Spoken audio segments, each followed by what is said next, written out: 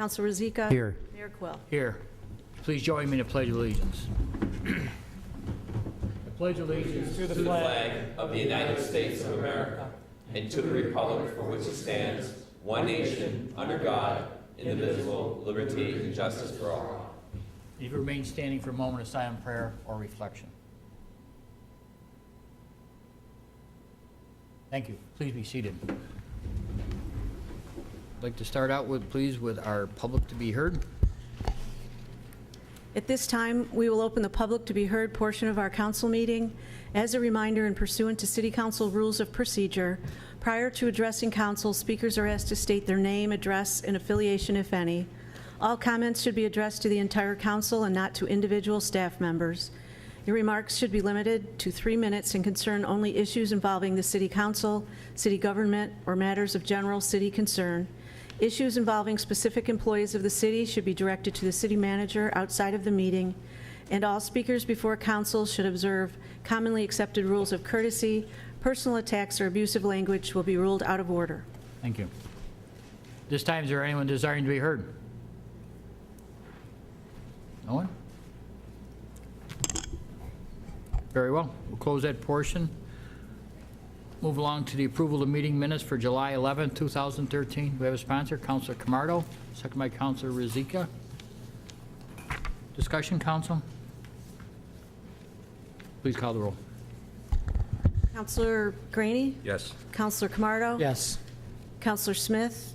Aye. Councilor Rozika? Yes. Mayor Quill? Aye. Thank you. On our schedule this evening, ladies and gentlemen, we have an update on the Pango parking system. Mr. Neil Edwards was unable to be with us, so we'll move past that and move on to public announcements. I have a few. And this may come up under someone else, but I've got these with me anyway.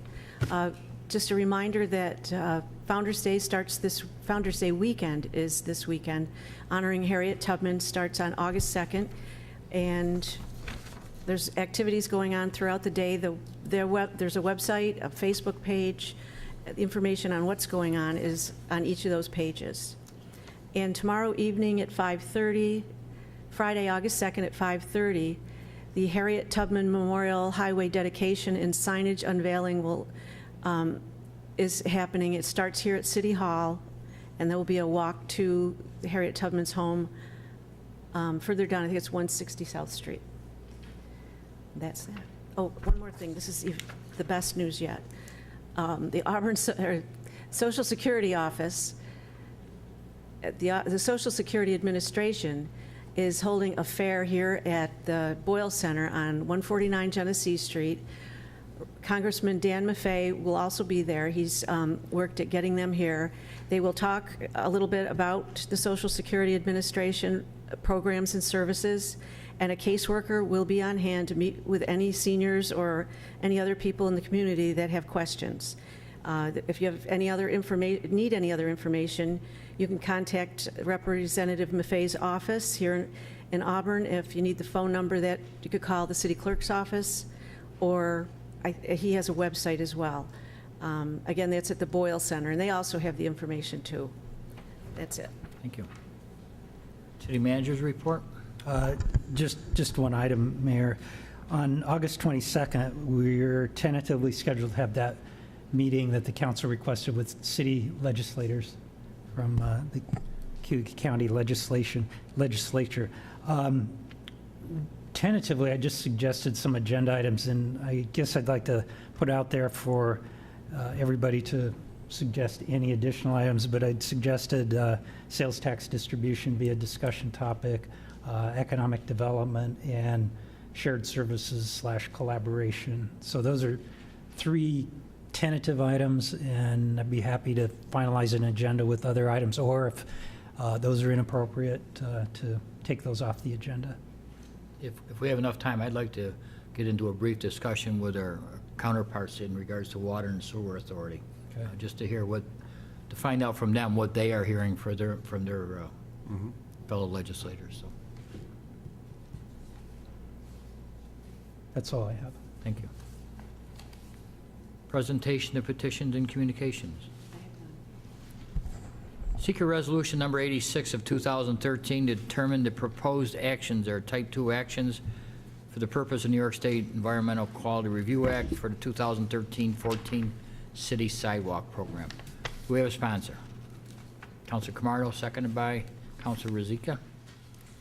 Seeker Resolution Number 86 of 2013 by Councilor Camardo, seconded by Councilor Rozika. Whereas the City Council of the City of Auburn, New York is considering undertaking the reconstruction or construction of replacement sidewalks of brick, stone, or concrete and handicap access curbing within the city's right-of-ways, and whereas pursuant to New York State Environmental Quality Review Act, the regulations adopted pursuant thereto by the Department of Environmental Conservation of the State of New York, as amended, the city desires to comply with the Seeker Act and the regulations with respect to the project. Now therefore be it resolved by the members of the City Council of the City of Auburn, New York as follows. Be it resolved that the project constitutes a type 2 action under 6 NYCRR 617.5C2 and no further action under Seeker Act and the regulations are required. And be it further resolved that this resolution will take effect immediately upon adoption. Thank you. Discussion, council? Clerk, will you call the roll then, please? Councilor Graney? Yes. Councilor Camardo? Yes. Councilor Smith? Councilor Rozika? Yes. Mayor Quill. Aye. Carried. Bond ordinance number 7 of 2013, authorizing the issuance of $250,000 in serial bonds to finance the cost of the 2013-14 city sidewalk program. Do we have a sponsor? Councilor Camardo, seconded by Councilor Rozika. This is a second reading, and if there's no objection, I'll read the first paragraph and the last two. Please. Okay. Bond ordinance number 7 of 2013 by Councilor Camardo, seconded by Councilor Rozika. Be it ordained by the Council of the City of Auburn, New York as follows. Section 1, the City of Auburn, New York is hereby authorized to undertake the reconstruction or construction of replacement sidewalks of brick, stone, or concrete and handicap access curbing at an estimated maximum cost of $250,000 and to issue an aggregate $250,000 in serial bonds pursuant to the provisions of the local finance law to finance the estimated costs of the aforesaid object or purpose. Section 14, the council hereby determines that the provisions of the State Environmental Quality Review Act and the regulations thereunder have previously been satisfied with respect to the expenditures authorized by this ordinance. Section 15, this ordinance shall take effect upon its adoption. Thank you. Councilor Camardo. I just have a couple questions here. This bond ordinance, it seems like this project wouldn't have many overruns. I can understand that when we advertise for something that we might anticipate overruns. A small project like this, how come we're not advertising first and then issuing the bonds after for the exact amount of the project? We could do that. I think it's more a matter of timing, trying to keep these things linked together. You'll see the Franklin Street pipeline be kind of the same thing. We'll get the bids almost the same time. I understand if it's a big project, but this is a small project where you're probably not going to anticipate any overruns, and I just think that small projects like this, we should advertise for the bid and sell the bond for that amount instead of who knows how much less these bids will come in at. So in the future, I think that's probably something we need to look at. I think we can do that on these Okay. kind of projects. Sure. Councilor, one time, I think, going back many years being fire chief, it seemed like we had to have the bond in place before we could advertise for bids or anything. We had to basically assure that we had the money. I just, my failing memory, so I'm... Is that something that needs to be done, John? No, I think it's a matter of protocol and policy. Okay. Yeah. We should definitely have the authorization for the financing before we award the contract, though. So, but we're not at that point. We're not at that Just point. ready to advertise. So this is just a basic and up to? is Yes. what- Yes. Well, we're going to be bonding for $250,000, Yes. correct? Yeah, so it's not up to, Oh, that's the amount you're going to be bonding for, is my point. And then I see the next thing is you'll be advertising for this project. Right. Mm-hmm. No further discussion. Thank you. Clerk, if you call the roll, please. Councilor Graney? Yes. Councilor Camardo? Yes. Councilor Smith? Counselor Rozika? Yes. Mayor Quill? Aye. Carried. Council Resolution Number 87 of 2013, requesting approval to advertise for bids for the 2013-14 City Sidewalk Program. We have a sponsor, Councilor Rozika, second by Councilor Camardo. Council Resolution Number 87 of 2013 by Councilor Rozika, seconded by Councilor Camardo.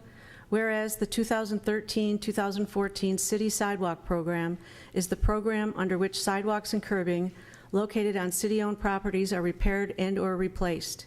And whereas this year's program will target handicap access ramps and sidewalks on city properties, and it is necessary that the mayor and council approve the advertising for bids for the 2013-14 City Sidewalk Program. Now therefore be it resolved that the Auburn City Council does hereby approve the advertisement for bids for the 2013-14 City Sidewalk Program. Discussion? Clerk, please call the roll then. Councilor Graney? Yes. Councilor Camardo? Yes. Councilor Smith? Councilor Rozika? Yes. Mayor Quill? Aye. Carried. Council Resolution Number 88 of 2013, authorizing the city to apply for funding to update the North Division Street hydroelectric facility. Do we have a sponsor? Councilor Rozika, seconded by Councilor Camardo. Oops. Council Resolution Number 88 of 2013 by Councilor Rozika, seconded by Councilor Camardo. Whereas the City of Auburn Department of Municipal Utilities is responsible for the maintenance and management of the city's hydroelectric facilities, including North Division Street Hydro. And whereas the City of Auburn acknowledges the importance of hydropower as it relates to the city's goals of renewable energy production, reduction of greenhouse gas emissions, and sustainability. And whereas throughout the New York Consolidated Funding Application, the New York Consolidated Funding Application, the New York State Energy Research and Development Authority have released requests for proposals for sustainability planning and implementation funding for which municipalities are eligible to apply. And whereas the purpose of these funds are to assist New York communities with the completion of qualified planning efforts and large-scale, high-impact, exemplary capital projects. And whereas the City of Auburn is applying through the 2013 Consolidated Funding Application for funding to upgrade the existing turbine and hydro facility at North Division Street. And whereas renewable energy projects aligns with the Central New York Regional Economic Development Council's 5-year strategic plan, 2012 to 2016 priority goals of strengthening targeted industry concentrations that leverage unique economic assets and improve competitiveness and connections to the regional, national, and global economies. And whereas the upgrades to North Division Street Hydro would consist of replacing the existing flight turbine, if I've pronounced that right, modifying the existing powerhouse structure and the new powerhouse superstructure, which have anticipated cost of $6 million with a local match requirement up to $1,500,000 to be financed as part of the energy performance contract. And whereas the City of Auburn does not currently have the funding to pay for 100% upgrades of the North Division Street Hydro and is necessary to obtain New York State funding for the project development and implementation.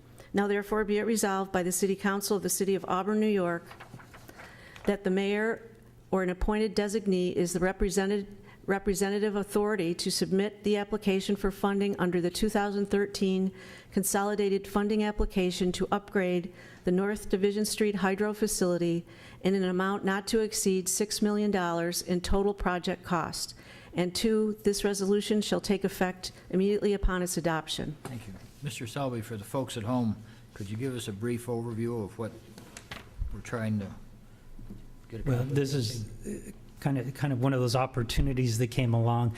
The North Division Street Hydropower Project, there's an existing dam there with an existing generating unit, and we're under contract with NYSEG to sell electricity to them. However, the unit's not operating at the present time, and we were going to pull it to look at just fixing it and seeing what we could do, but Siemens has brought to our attention the potential for a grant to maybe do even more there. So I don't know, Steve, if you want to maybe mention. Steve Hayslip with Siemens.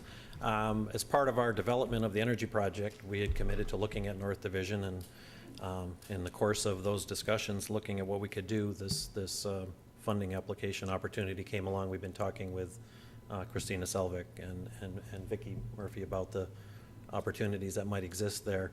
And as we've been looking at that and looked at the grant opportunity, it seemed like upgrading that site fit very nicely within the requirements of the it's called Cleaner, Greener Communities.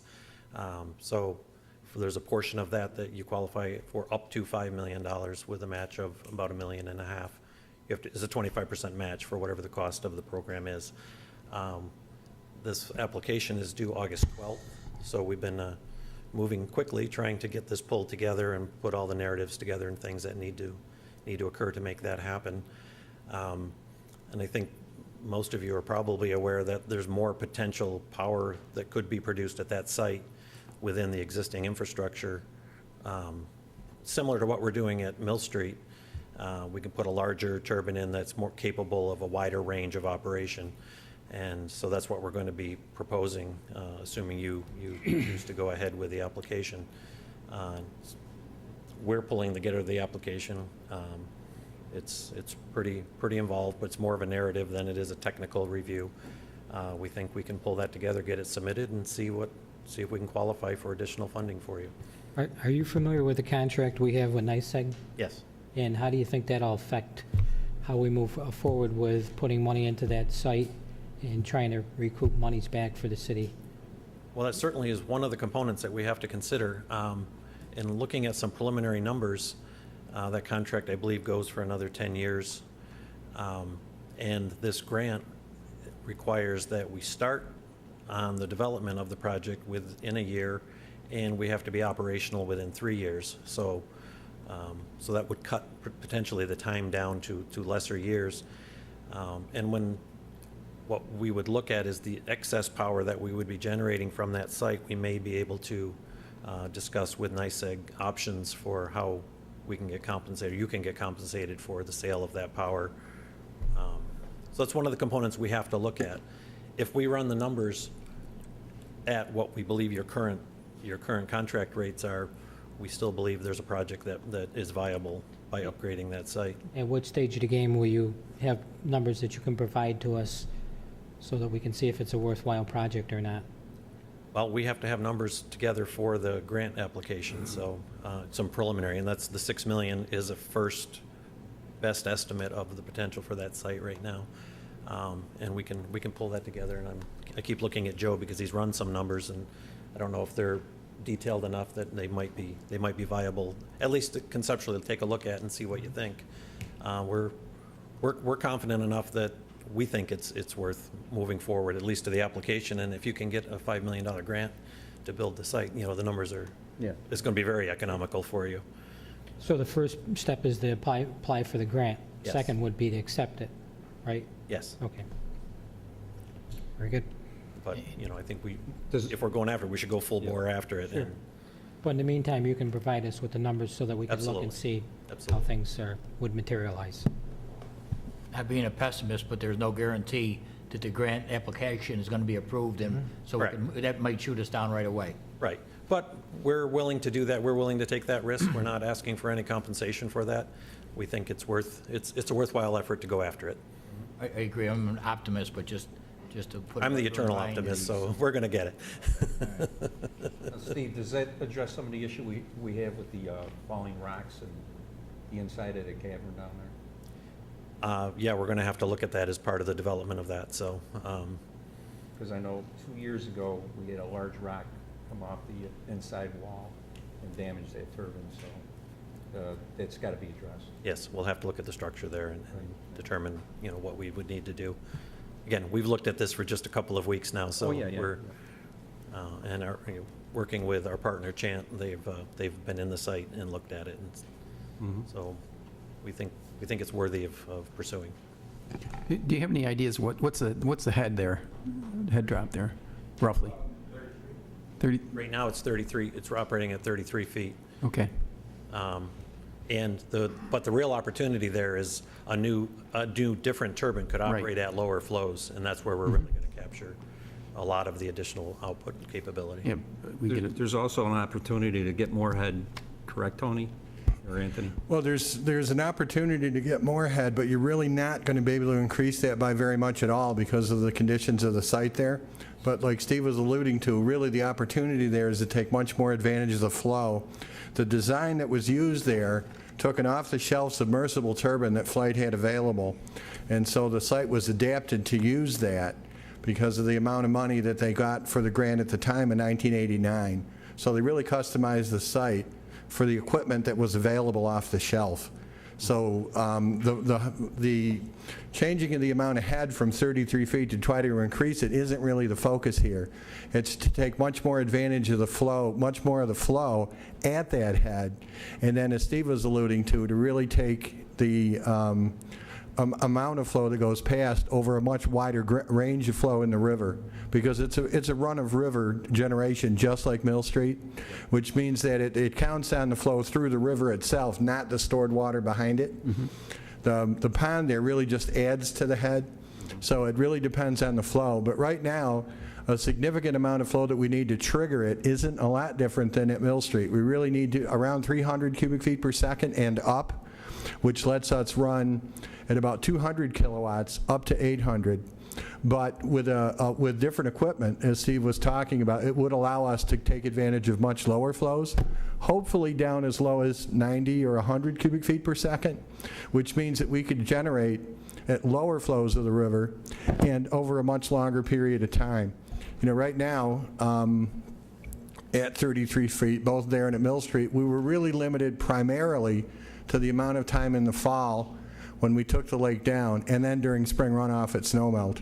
To do the changes that we're doing both at Mill Street and what could possibly occur there would allow us to generate more likely around 75 or 80% of the year, because 70 to 80% of the year where it flows above 90 cubic feet per second in an average year of rainfall. We'd be looking at putting in a larger turbine that we can support in that infrastructure, and accounting for the additional flows, we're looking at 50 to 60% additional capacity out of that site. So yeah, so that really, it's not a lot more power at approximately the same head as far as what the maximum there is, but also the advantage to take advantage of the river itself over a much greater range of flow. You know, so that we could maximize the amount of power we're getting at the site. Another issue down there too is in the fall with the leaves. Can something be done with the design on that? That's one of the things that we talked about in a very preliminary way. The way it was designed, and you've been down there, I'll 2 seconds or less. It was designed supposedly so that the head gate would slam shut, and that was supposed to blow water back off the screen and clean it, so it could go through a notch that they cut and wash that material out of the stream. And you've been down there to see that. Doesn't work. It does not work. It has to be cleaned manually, and it's backbreaking. One of the things that we've talked about, And dangerous. And extremely dangerous, exactly. We're using equipment at Mill Street to automatically clean that. You also heard before that I was concerned about the lack of a head gate at Mill Street. There already is a head gate at North Division, and we're looking at needing to modify the screen there so that we can change how that will be cleaned, and put an automatic cleaner there as well. That does a couple of things, actually. It eliminates the problem. It eliminates the downtime for the generator, so it maximizes the amount of revenue that you earn, and it eliminates the danger. Because then what our people have to do is maintain that equipment rather than be there at 2 o'clock in the morning after an alarm sounds in the middle of winter to manually clean a screen like that. You know, so we're planning on a modification like that as well. And then, of course, because we're increasing the amount of water that can go through there, and we're increasing the amount of time that they'll be doing that. And of course, the main period of time that we're concerned about is the fall, because it's during the fall runs that we've got the most debris in the river, all the leaves and like that. So, and to give you a quick update, I did get information back just the last couple of days that I shared with Vicki that it's not going to cost us a lot of money to repair what we have there. So we're thinking in the short term, at least to make what's there operable, and that will fold in with these plans. So that's where we are. So the modification, obviously, we're not changing the head, we're not changing the elevations, and we're more than likely widening at that reconstruction? What you're doing actually, Peter, is we're getting different equipment in the unit, it's in the area itself, so as to take greater advantage of the flows over a wider range of river flow conditions. But you do have to reconfigure the gates. You're changing the gates a little bit. No, the gate itself actually lets all the water into the tunnel, and what happens is that there's a lot of bypass of the generator that's there now. We'll be using that water instead of just allowing it to bypass. So it actually will have, it won't really be a modification of the gates either. It'll be utilizing that water to go through rather than to just bypass the unit that's there, essentially.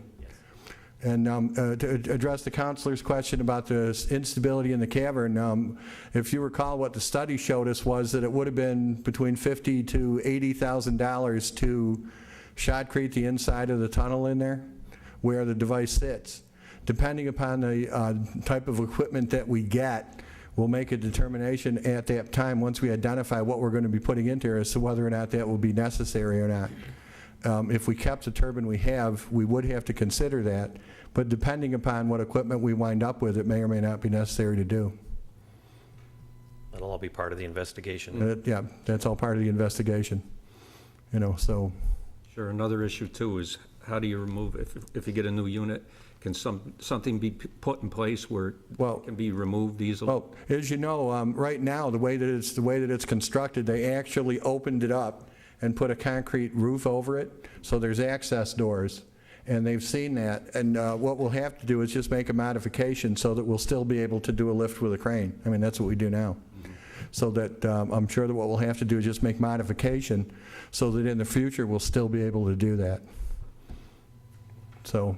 Okay. Those are all considerations that we'll make sure that, you know, we follow through on. Okay. First, though, we have to get the grant, and then, with, you know, as you said, you know, this is about a 400-step process, and we're on step 4. So. Okay. So we're going to be facilitating that application on your behalf, but it will be submitted by the city, and we're working with, like I said, with Christina and Vicki on pulling that all together. There are some items we're going to need from the city, some letters of commitment and things that we'll be forwarding on to you for your authorizations that we need to include, so. Very good. Thank you, Steve. Tony, thank you. Thank you. Clerk, if you call the roll, please, in regard to resolution number 89. Oh, I'm sorry, 88. Just checking. Yes. Counselor Graney? Yes. Counselor Camardo? Yes. Counselor Smith? Aye. Counselor Rozika? Yes. Mayor Quill? Aye. Carried. Council Resolution number 89 of 2013, requesting approval to advertise for bids for the purchase of chemicals. Sponsored by Councilor Camardo, second by Councilor Rozika. Council Resolution number 89 of 2013 by Counselor Camardo, seconded by Counselor Rozika. Whereas approximately every 18 months, the city advertises for bids for the purchase of chemicals to be used at the wastewater treatment plant, the water filtration plant, and at Casey Park Pool. And whereas the last bid was in February of 2012 and the current prices are about to expire and new contracts are needed to continue to purchase the required chemicals for city facilities. Now therefore be it resolved that the Auburn City Council does hereby approve the advertisement for bids for the 2013 through 2015 purchase of chemicals to be used at the wastewater treatment plant, the water filtration plant, and at Casey Park Pool. Please call the roll. Counselor Graney? Yes. Counselor Camardo? Yes. Counselor Smith? Counselor Rozika? Yes. Mayor Quill? Yes. Carried. Council Resolution number 90 of 2013, supporting the Cuba Economic Development Agency application for funding under New York State Urban Initiatives Program. We have a sponsor. Councilor Rozika, seconded by Councilor Graney. Council Resolution number 90 of 2013 by Councilor Rozika, seconded by Councilor Graney. Whereas the City of Auburn is supportive of the ongoing revitalization efforts occurring within and adjacent to Auburn's downtown and acknowledges the importance of private investment in the redevelopment of underutilized buildings and sites that would encourage the goals of community revitalization and economic development. And whereas through the New York Consolidated Funding application, the Office of Homes and Community Renewal, under the direction of the New York State Housing Trust Fund Corporation, has released a request for proposals for urban initiatives program funds for which not-for-profit corporations are eligible to apply.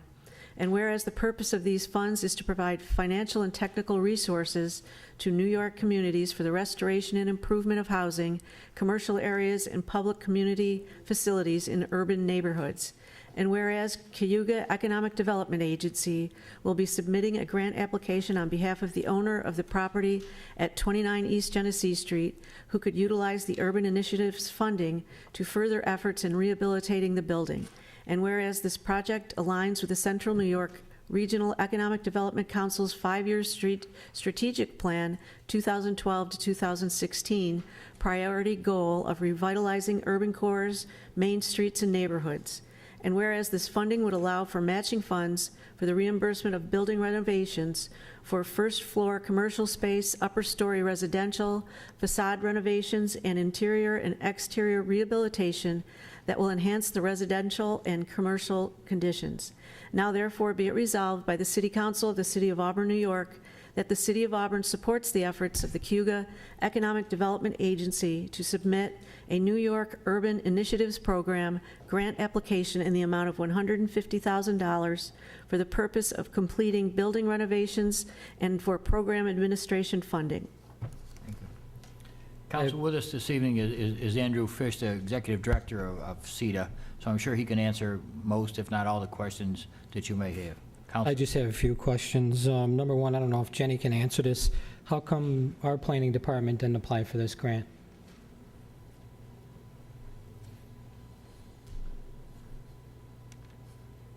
The Cayuga Economic Development Agency was approached to do it, and they are eligible to apply.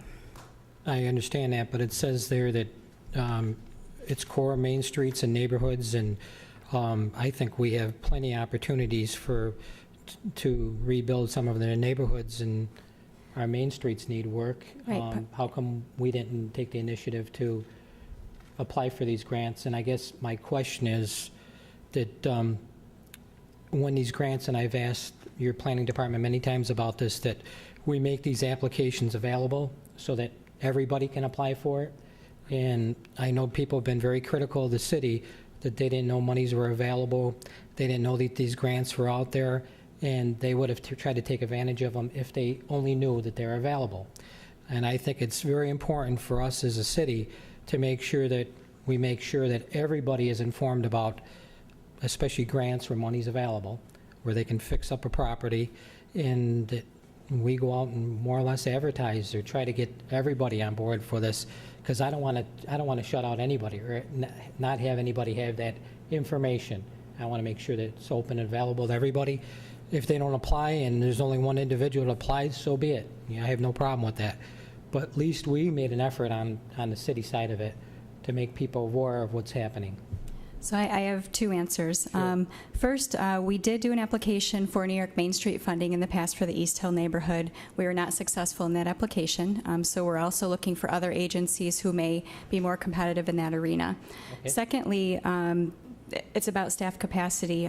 Christina is working on the hydro application, urban forestry initiative, and we're also working on the trail project. These applications are all due the same day or within the same week. So there's just not capacity for us to write all of those grants. So we were excited that CEDA stepped up to the plate to work on this one. Okay, so maybe I ask Andy that, so that, or Andrew, I'm sorry, how come we didn't go out and advertise just to make sure that everybody's aware of this program? So the Urban Initiatives Grant is different than the New York Main Street Grant. The New York Main Street Grant is generally a pot of funding that you apply for that then is available for multiple property owners. The Urban Initiatives Program is actually project-specific, and it needs to be tied to a building that's part of a broader neighborhood revitalization. We weren't anticipating actually putting in this application until about a week and a half ago. We were actually looking at going down the path of doing Main Street again for the East Hill area, looking at incorporating John Street as well, and the work that's being done up there. But it became pretty clear that there's some challenges in getting Main Street money in Auburn right now, and most of it has to do with there's some unspended funds that we need to spend down, and that's in the process right now. So it was kind of shared with us that any application that we brought forward, while they couldn't say you would be rejected, it was said that, you know, it's highly unlikely simply because of that fact. So as we were looking at specifically the request that came forward from the owner of this building, or actually the new owner of this building, which hasn't even closed yet, in light of where it is as an anchor to the entire John Street corridor, we said, you know, this program here that's out there is available. It's a pot of funding, that $150,000 that we mentioned, that's only available in municipalities that are over 25,000 residents. So City of Auburn is the only municipality that could apply for that grant, and it's only one grant specifically tied to a specific building that needs to be project ready. So because of that, we felt like, and in the future, we'll try and be ahead of this more, certainly, and we try to be responsive to any business that comes to us that says, you know, we're trying to do this, where can you help us? And this is an example of, we didn't even know that this was available until we started digging to find out, because someone came to us and said, we've got a project. What you're saying to me is, you didn't know anything about it, the applicant brought it to you? No, we discovered the program. Okay. We discovered the program as we were digging through the available funding opportunities. And traditionally, interestingly enough, in the past, and I'm not sure if it was the last round or if it was the round before that, urban initiatives money was either, and it may not have even have been the municipality itself, it was generally tied to a non-for-profit that dealt in housing. So an organization like a home site or somebody of that nature, home headquarters out of Syracuse. That has changed recently, and that was one of the main things that popped out, that there was a change in eligibility of who could apply for this. So that's the reason why we did it, because of the timing of it, to find another project that was project ready, that was part of a larger neighborhood revitalization. We weren't aware of anything out there that would be a building component that was part of a larger, you know, renovation project that was going forward. Well, so we felt like if we we'd be don't very ask, successful. we're not gonna know, right? Correct. Because I know that there's other, I'm sure there's other projects out there. Certainly.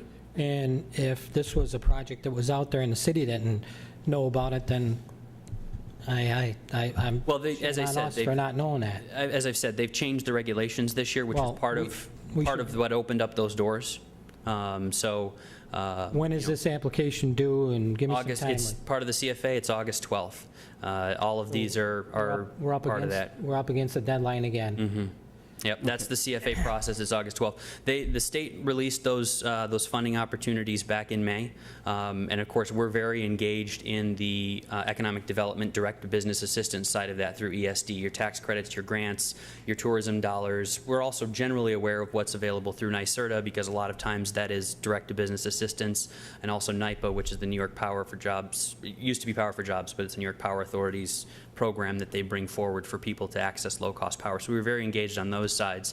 But because as we've developed CETA as an organization, we've had more and more opportunities for businesses coming forward in areas that we maybe weren't as familiar with previously. And so this is something that, as I said, the grant itself, you know, we just engaged about 2 weeks ago thinking, okay, maybe this is what we're going to do. And then, you know, about a week ago we said yes. And actually, you know, I just got board approval this morning to move forward with this. So, I mean, that's how kind of a crunch we're in right now to try and get this grant through. And you know, if we're successful, the idea is then that, you know, if Auburn is successful with an urban initiatives, because I'm not sure the last time we've accessed that pot of money, if ever, you know, then we can go back to that well again, as long as the state continues to provide funding for it. Andrew, I have a question. When did you know about this grant, when this grant or this money made available?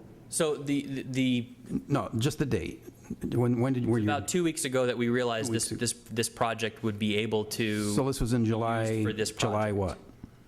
July, I think the meeting we had was July 11th, July 12th, something of that nature, July 17th. I could check my calendar if you'd like an exact so, date, Peter. yeah, well, the reason is I'm saying is, I gotta agree with John here. I mean, it seems like, to me, this is picking winners and losers here.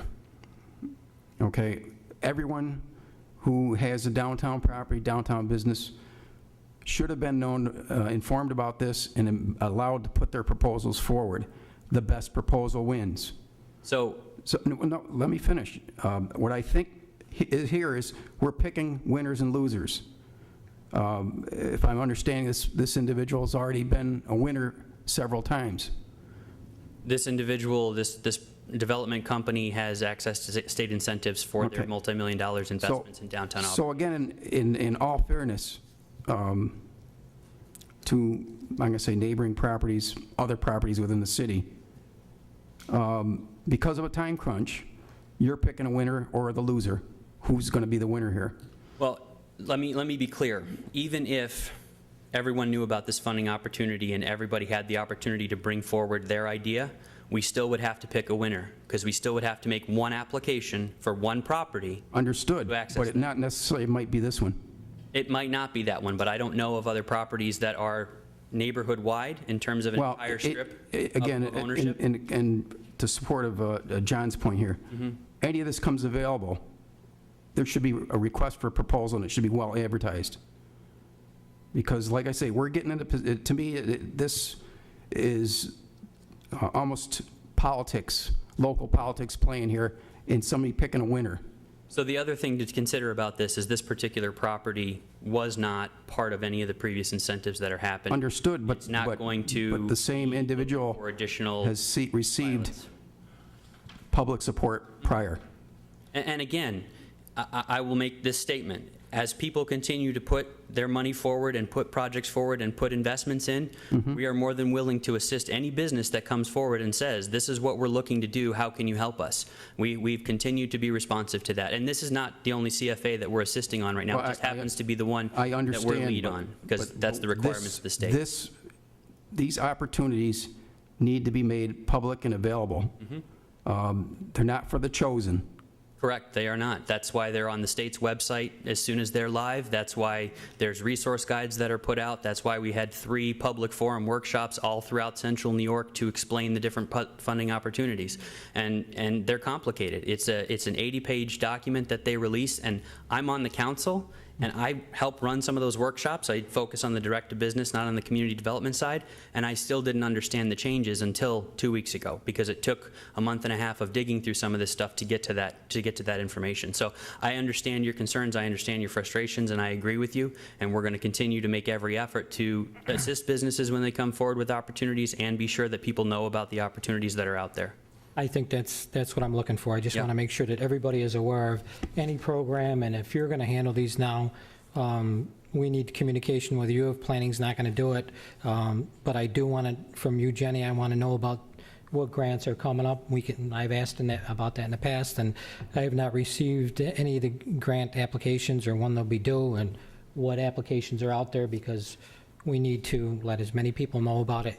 And if one individual applies, so be it. I have no problem with that. I have no problem with this individual applying for this.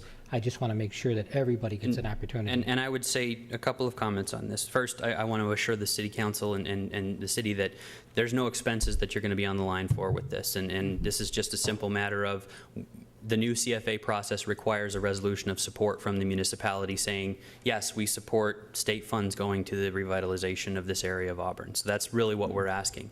The second part of that is, and I'll make this clear to everybody at home and everybody here and all of you, we want to assist people. And if people are looking at doing something, no matter how small, come forward to us. CEDA's recently instituted a microloan program where we have a loan program of as little as $1,000 and up to $5,000 for the loan. So it's access to capital, small capital, that was normally not there for even somebody who had a dream last night about starting a business. We want to assist the 500-employee company and the mom and pop startup that just is looking at growing a little bit. So, you know, we may not, and this is a little challenging. We'll put stuff out on our websites, we'll put stuff out as often as we can, but we can't get to everybody about every funding opportunity. But we will be responsive to anybody that comes with us with an idea or an opportunity that they're looking at growing. So we will do every effort that we can to try and get that information out, but I will also say that the likelihood of finding something is much greater if we know what we're looking for. And Andy, correct me if I'm wrong, a developer has to have all his ducks lined up to be able to go in and do one of these projects. This has to be shovel ready for the urban initiatives, yes. Yeah, it has to be ready to fire as soon as the award comes in. They have 24 months to get it occupied. They have less than that time to get it done. So now, so that's a difficult process for a developer to to be able to be ready and set, shovel-ready, ready to go with a certain project? Depends on their resources and their level of experience. But, I mean, traditionally, it's not something you could turn around in a couple of weeks. You know, this was something that they were already moving forward on. So they had a lot of the details and a lot of the data already available. Now, and we've talked about this before, other parts of the city, specifically State Street, that's definitely an area of the city that needs a makeover. How can we get something like this for State Street? What needs to be in line for that to come to fruition? So we need developers who are willing to invest, that have a plan for what they're going to do for more than just a single building. You can somewhat get away with that if it's an anchor building, but you really need a more than just that particular building plan, which is why this works, because it's not just about 29 East Genesee, it's about what's going on all up John Street, and that, you know, even though it's a Genesee address, it's actually right on the corner of John Street there. That's what's going to make this application more enticing to OCR, is that aspect of it. So we need a plan in place. We would need someone who's willing to put forward the capital, because, again, this is a small portion of the entire investment. It's up to 75% of the project cost for that particular building, but again, if you're looking at more than one building, it's still got to have some significant dollars behind it. Now, I know, and this might be something different, but, and I know I've looked at this for housing, for rehabbing homes, and Syracuse has a program, a dollar program. They have certain developers that's on their list, let's say 6 developers. So they've gone through all their financials, they have their taxes paid, they're a legit business. They're legit developers. So is that something we could look at here, where we have a list of developers, and let's say Coleman developer wants to do a project on State Street. So this automatically makes him more eligible than anyone else because he has a plan set for State Street?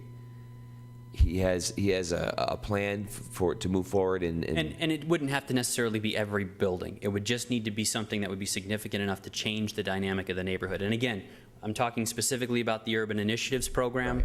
Right. I mean, there's 4 or 5 different funding opportunities through HCR that you can look at trying to put some of these together as well.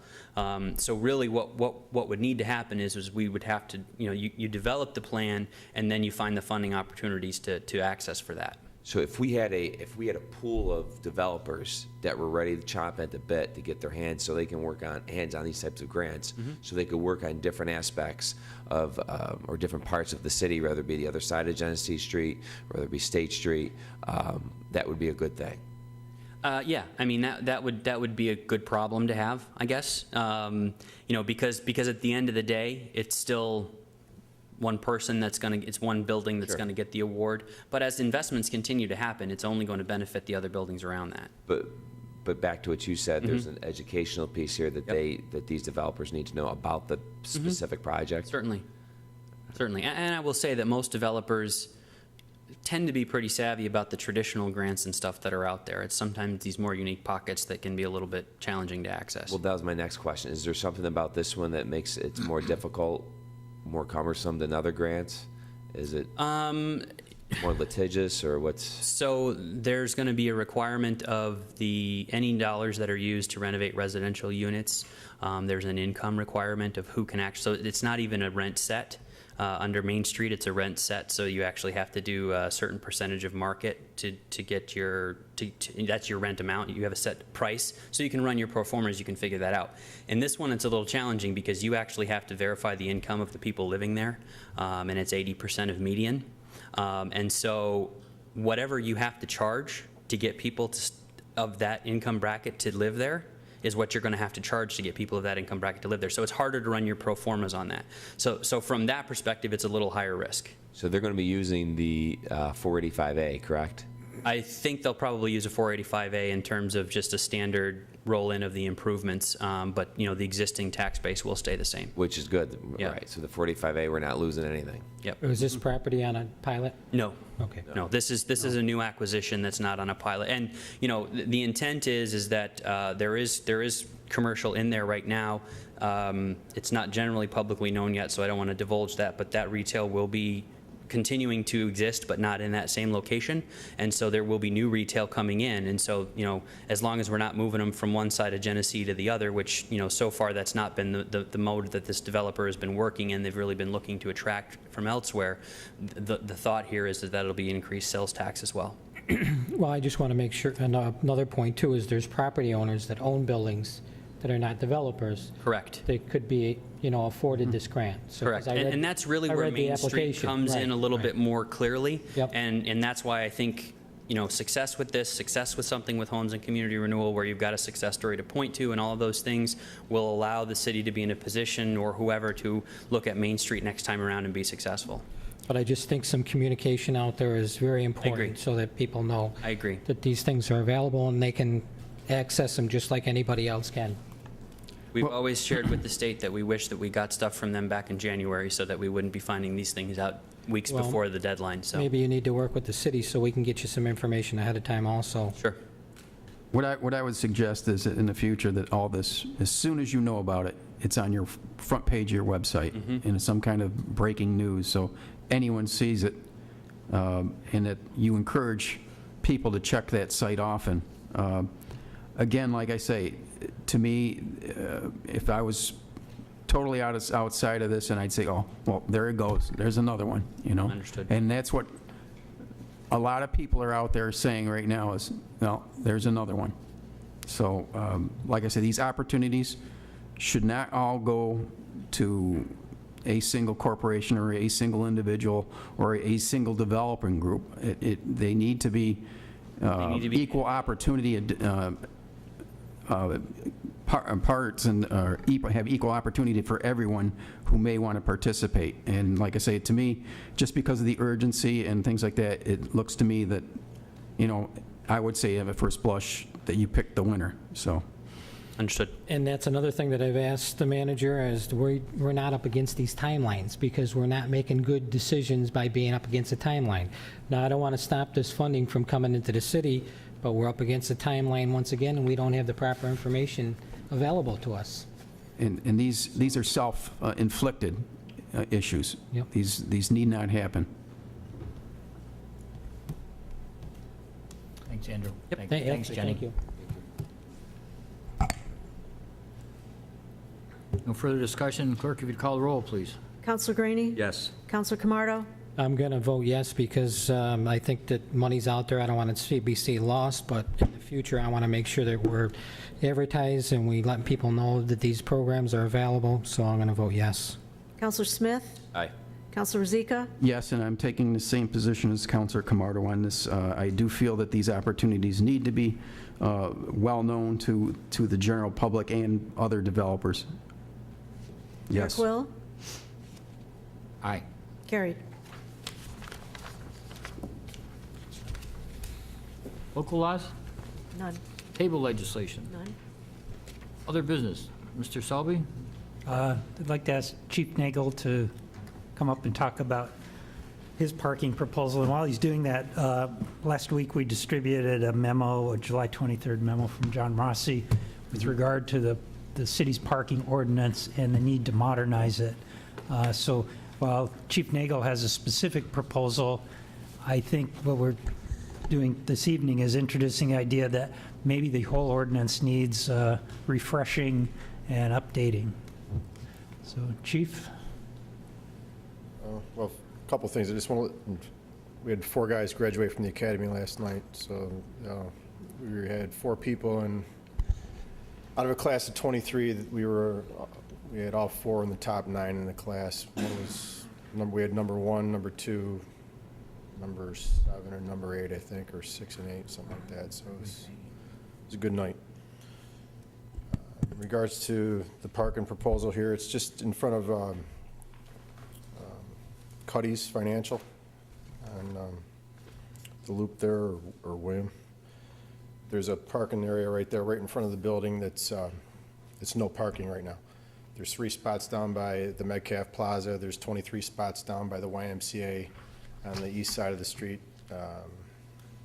They range from 30 minutes, I think, or 15 minutes to 10 hours, I believe. So what we're proposing here is right in front of Cuddy's. It's there's 2 spots there that they're legit spots, and it's just being unused, and it doesn't propose any hazards or anything to traffic. I think it would help the businesses out down that area. Propose a 2-hour time limit on both meters, and that's about it in a nutshell, really. It's just something I think that we could use, and gives more parking downtown. However you want to look at it, if you want to look at it as revenue or just more, we talked to the YMCA, we talked to Cuddy's, they're in favor of it. I mean, if you're going to go to a financial consultant, it's going to take you more than 15, 30 minutes to do your business. I can attest to that, so. Brian, while you're here and you're talking about the YMCA, and I think Councilor Smith brought this up a while ago, is in front of the YMCA there, it's a dangerous situation. Kids are coming across that area. There's cars that are parked around there. I don't know, Bill, if you can look at that about getting that road widened a little bit so it's not so congested. I don't know, we're on limited funds, of course, but it's a very dangerous situation that needs to be looked at. I know there's a crosswalk there, but people are running back and forth to that parking lot across the street, and it's a problem waiting to happen. I don't know what we can do to try to work through that, but it's something that needs to be looked at. Did we ever get that light fixed there? I don't know, There was a street light there. Billy, did we get that fixed? We've got capacities in town right now repairing some lights that are inoperable. Yeah, because I remember that was a problem, especially during the wintertime. Pretty dark there when people were coming out of the Y. Mm-hmm. Yeah. Also, in regards to the parking too, we're working on that, and there's quite a few changes in the code and stuff that we need to. I'll have something for you by midweek, and that's pretty well set. In regards to the Pango and all the meters, there's 400 and some meters in the city, so there's different things that we have to look at and go through the codes and change. Some things are just obsolete, and some things need to be added. That was a question I had, Chief. A lot of the meters, have been in place for a good number of years, and since we did change the rates in the last budget, what would be involved in either upgrading those meters to? I talked to Bobby Mitchell today, and they've got a program where they're all set to go as far as changing things. Mm-hmm. But I'm not sure if, I'm still a little new to this, even though today is my 1-year anniversary, gentlemen. Still have dark hair, Chief. I don't know. You're not doing something right. We checked into that, and there's some meters with the Pango and the handicap parking and such. I don't know if it has to go through resolution as far as to change the meter, Mm-hmm. the amounts of the meters, so I'm kind of stuck on that. I'm not sure if you have to do that, but I'm ready to go forward with it, just don't know if that's what we have to do, a resolution. But I'm ready to go forward with it. Another thing is, how many 15-minute meters are there in the city? I don't know. Is it like a handful? I couldn't give you an honest answer on that. I think I wanna engineering guess. did a study on that last 2 years ago. I think there's 429 meters total, I think, Okay. somewhere in that area. Yeah. But the 15-minute meters must be a small percentage. I think most of it's like 20 minutes now anyhow, so I think your handicaps are like 15 or something like that. On the sheet you just gave us, Chief, there's approximately, on the limited streets, there's about 6 15-minute meter, quick tally of that, so. Chief, for a while I was getting complaints about the signage on Lansing Street. If we address that, because if you looked at those things, they are confusing. I would need Mr. Rossi and 2 other attorneys for me to interpret what it was saying, so is there some way if we could streamline those, because it is confusing? And it's not in my end of this Lansing Street, it's down the lower section, so. We've looked at it. I mean, I think since in this last year, we've addressed Lansing Street a few times for different things. I can't give you an answer on that. I mean, it is what it is with that. It's just something as simple as odd days parked this side, and then. I think they've had that, and then people get confused. No matter what we do, people are going to be confused. People are confused, okay. It's just, I think it's the less of the evils. So lesser of two evils, okay, I remember that one. Chief, congratulations on your recruits. Did you pick the recruits, or were you part of that I process? picked us. Good job. Pretty happy with it. Yep. It's good. Thank you. I didn't hear your initial remarks. 4 were out of in the top. They were all in the top 10. I had one was, he was number 1 academics, and he was number 1 overall. He received some type of, like a grant, he got a college tuition, some type of Scholarship. scholarship, and we had, everybody was in the top, like I said, we had one, 2, and then we had, I think it was 7 and 8, or 6 and 8. So it was a good day. And they won a bunch of awards total. I got compliments from almost every chief and sheriff over that way, just saying what a good bunch of guys they were. Great. Hard workers. They would have taken them if we would have lost them. I had jobs set up for them. I went to a meeting, and if things went bad as far as the budget, as far as losing police officers, I had jobs set up for them in other areas, so they were willing to take them. So it was good. Great. Good job, Chief. Yep, Thank you. excellent. Thank you, Chief. Council, we're on other business. Before City we leave Manager, that, please. we were hoping that Neil Edwards would be here to give an update on Pango and some suggestions about other changes to the parking ordinance. So what I'd like to do is bring this back as a package, but in the meantime, if anybody has anything that you've seen in the package that John prepared, or things you know of that should be changed in that ordinance, I'd like to get those from you and start incorporating them in future discussions for eventual change to the ordinance. One thing we talked about during budget time was extending the parking hours into the evening, at least on maybe every day of the week or certain days of the week. So that would be among the other changes necessary here. Okay. Now, Doug, with the implementation of the Pango, are we getting the data now that we need? We are, and it's interesting because for the first time ever, we know, at least for Pango parkers, that the average parking time downtown is about an hour. Right. We didn't know before. We'd heard that, 2 hours wasn't enough. We'd heard that, 2 hours might be enough, but it appears that the majority of the people that are regular parkers that have signed up for Pango are only parking for about an hour. Doug, is information available not only for the parking, is there any kind of demographic information available? Like, how many by age group or anything like that? No. Because it would be interesting to know if it's how many senior citizens are taking advantage of this, and, how many, what's the breakdown, I guess, it would be a nice. We can ask, but like a lot of things, when you sign up, it's more, do you have a credit card? Sure.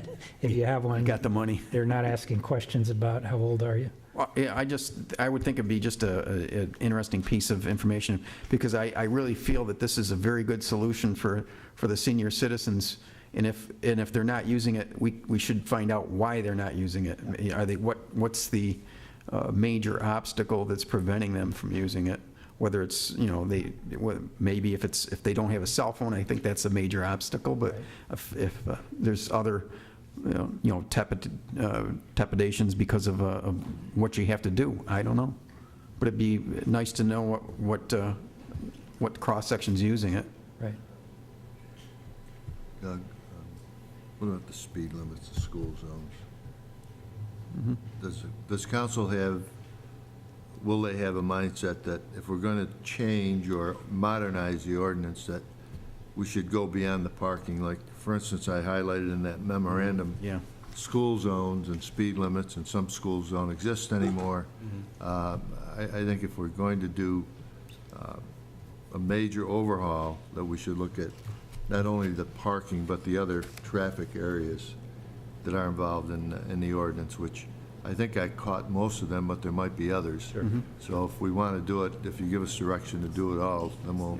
Yep, particularly in the school zones, John, I think that's important to enforce that. I've already got that all. Oh, We're great. all set on that. I've got all the school zones all redone, all that stuff. So just whenever you want it, I'll give it to you. And it can be ongoing, and we'll get It's the together. whole thing. I went through the whole thing, Right. not just the park, and we did went through the whole area and Great. figured it out. Mr. Rossi and Chief, if we're going to open the door, let's open the door and Do it right. instead of readdressing this in 6 months or 8 months Oh, or a yeah. year or whatever. No, so. no. And at the same time, if it's not working, we'll be the first to know that it's not working, and so. Well, the posted speed limits, I think, are going to be very important, especially since there may be some areas where we're not going to have the concentrated crossing guards that we had, and I think it's an important aspect of this. I don't know, Chief, how do you do spot enforcement on this for the school zones? Or random? Random.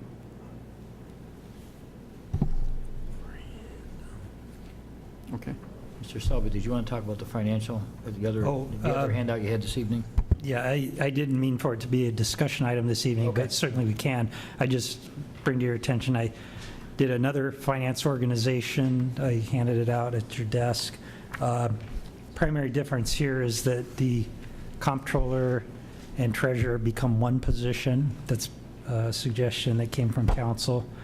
I've talked to Bob Gauthier about it, and we require a substantial civil service job description change, but I know Bob and I have talked about it. I think he's generally comfortable with this kind of a structure. So, and then below that, I continued the item about maybe restructuring some other departments through the creation of an assistant city manager for, instead of finance. In this case, we moved all the finance to the comptroller/treasurer. So CM, assistant CM for admin, move HR, engineering, planning, and the suggested community services function into that area, potentially eliminating the planning manager in favor of a manager that would oversee planning and capital projects. And Doug, are you going to provide us some cost savings? It's on the second page of that I'm sorry. handout. Doug, could you get another copy of both of those items? Yeah. One for the clerk. Oh, yeah. Okay, unless you have. I made it. No, I think. Next one done. Yeah.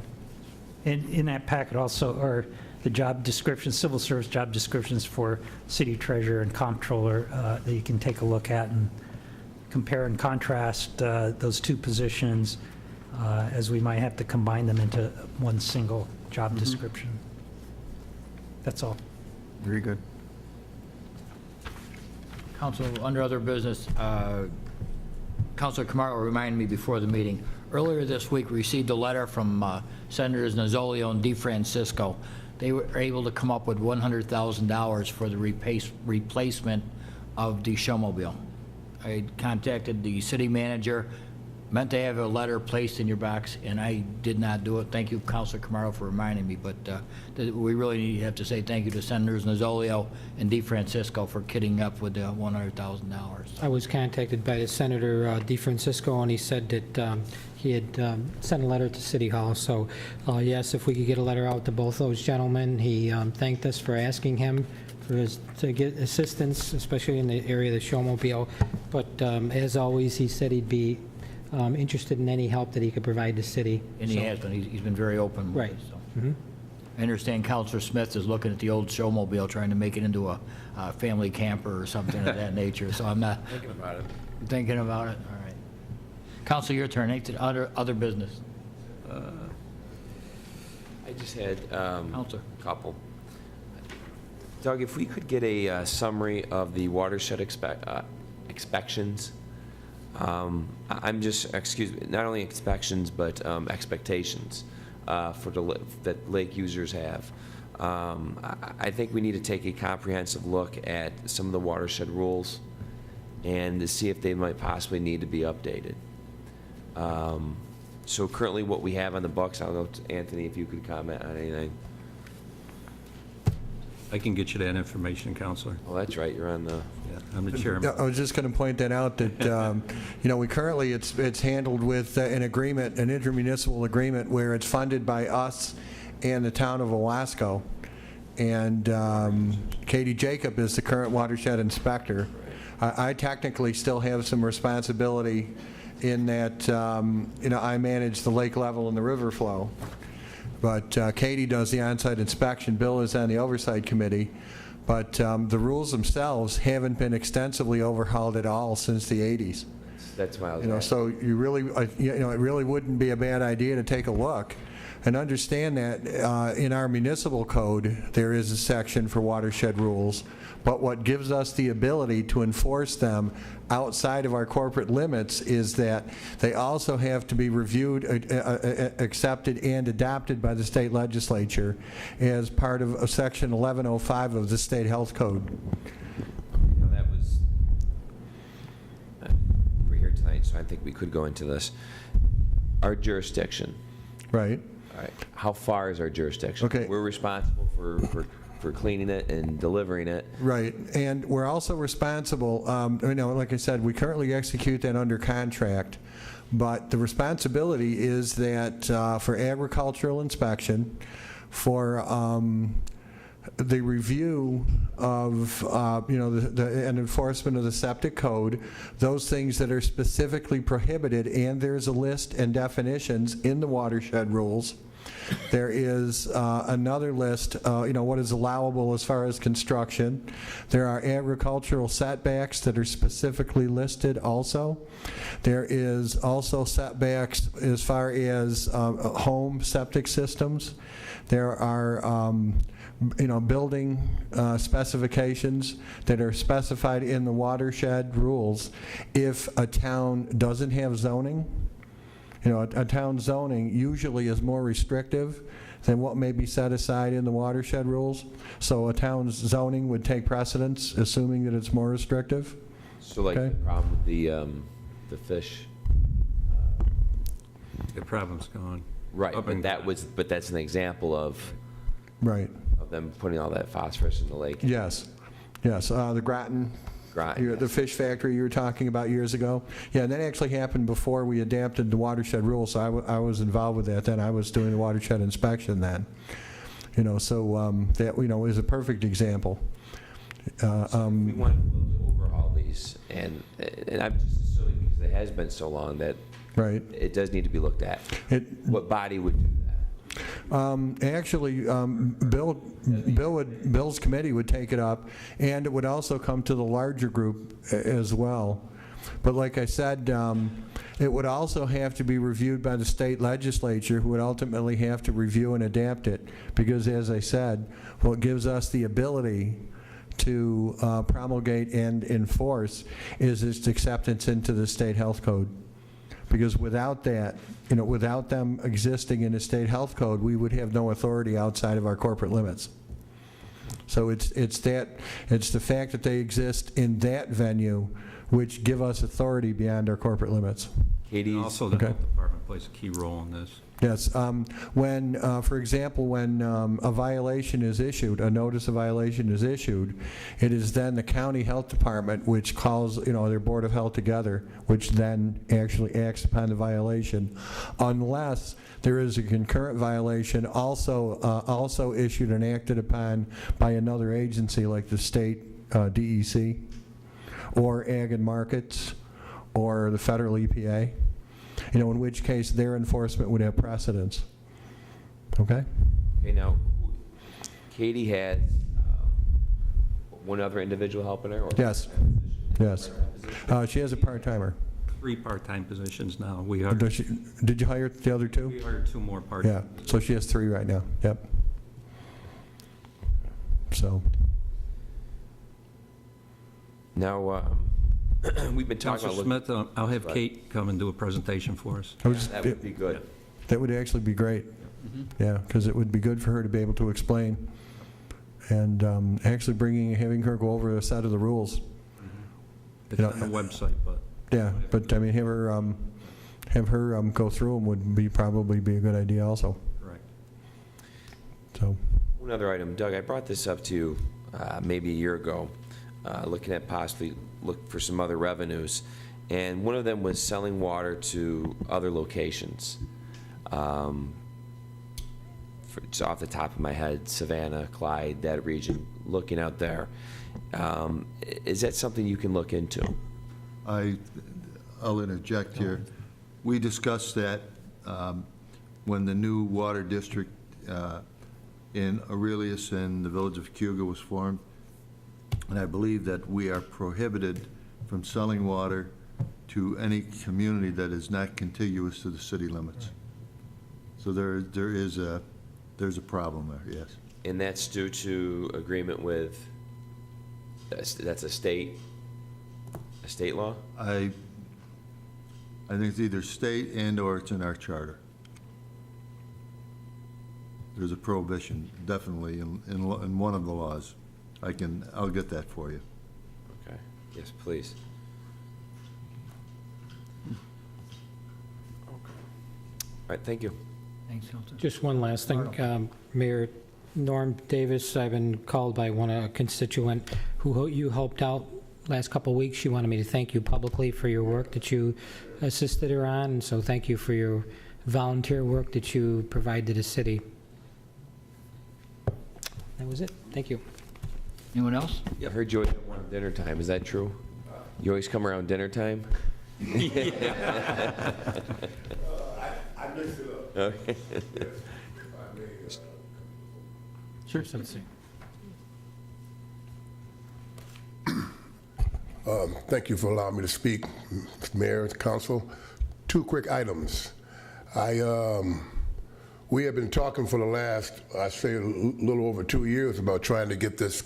I spoke with Mr. Rossi about it and a few of the other council members about getting this together, where the police chief, the fire chief, and Mr. Rossi would get together, because of the way the thing are with the courts and everything.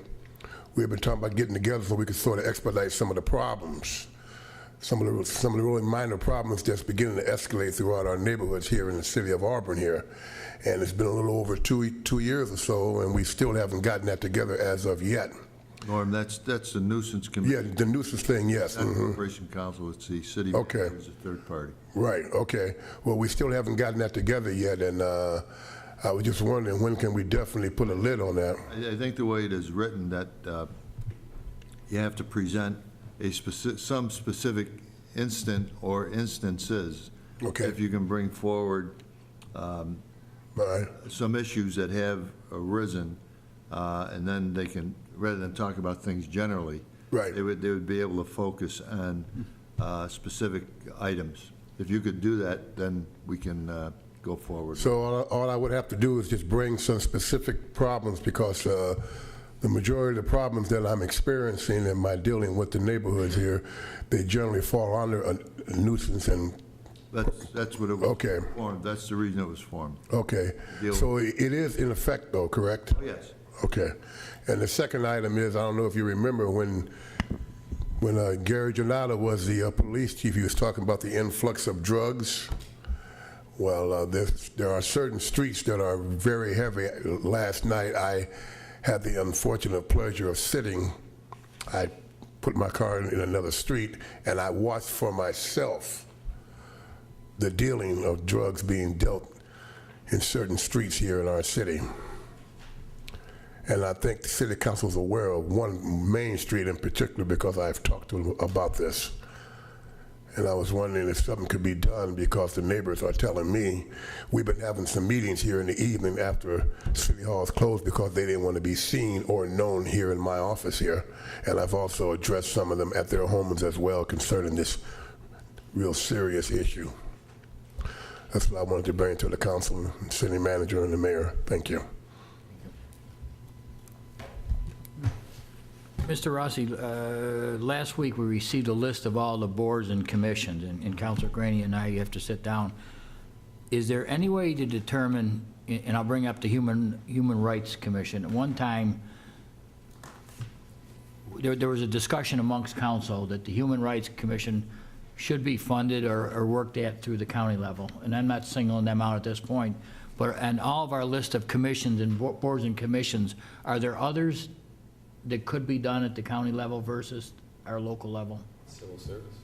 civil service, you know, so. Well, we can look at that If you would. aspect also, yeah, what could be consolidated and what would have to stand separate, sure. If you could, please. Civil service would need a charter referendum, and You're correct, Counselor. Yeah, I'm not arguing that point, but there, I was asked by about another commission that we have, and I don't really have the answer, so. Anything else, Counselor? I got one item. Counselor. Condition of Hoops Park. Today, I met with Doug Kears from Soil and Water Conservation to give us, so he can give me an assessment, or the city an assessment of what's going on there.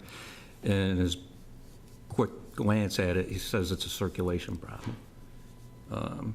So he's going to give us some paths to take or some challenges. We got some challenges up there. But he's going to give us some guidance on that and get back to us within a week or two.